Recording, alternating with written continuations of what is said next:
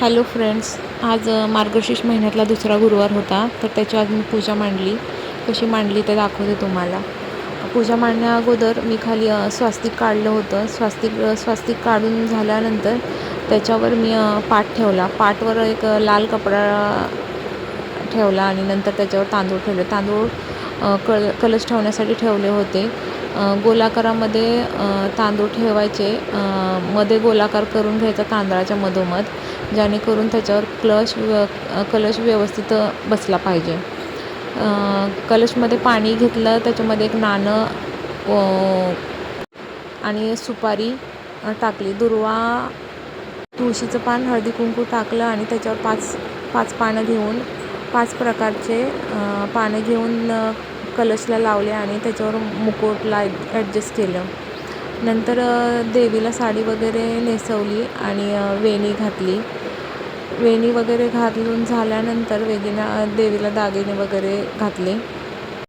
देवीचा हा सगळा शृंगार झाल्यानंतर देवीला 5 फळं ठेवले.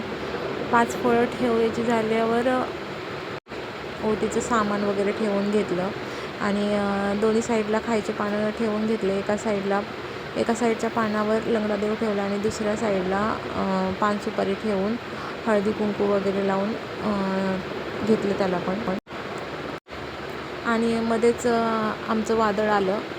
विहांचं चालू होतं की देवीला गच्या मम्माला फ्रूट का ठेवले, त्यामुळे देवीचं गच्या मम्माचं पोट नाही भरणार, म्हणून मी वेफर्स ठेवतो. गची मम्मा म्हणजे ग इथे गणपतीला तो ग म्हणतो आणि देवी यायला त्याची मम्मा म्हणजे गची मम्मा असं बोलले की देवी वेफर्स खात नाही, आपण नंतर ठेवूयात, तू ये घेऊन जा, तू खाते.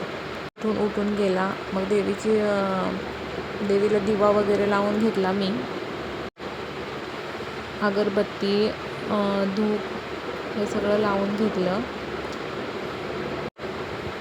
आणि देवीला हळदी कुंकू लावून मग देवीची पूजा केली. विहांची लुडबुड मध्ये चालूच होती. प्रत्येक गोष्टीत मध्ये केल्याशिवाय त्याला नाही राहावत. सतत कुठल्या पण कामात तो मध्येच असतो. त्याने लुडबुड केल्याशिवाय कुठलं काम पूर्ण होत नाही घरामध्ये. देवीची आरती वगैरे करून झाल्यानंतर मग रांगोळी काढायची राहिली होती, म्हणून पाटाच्या साईडने एक छोटीशी रांगोळी काढून घेतली.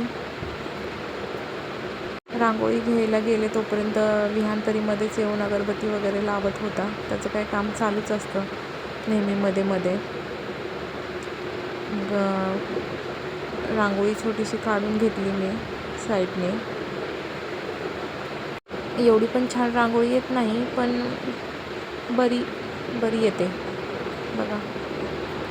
तर तुम्ही केली का पूजा ते सांगा मला कमेंटमध्ये.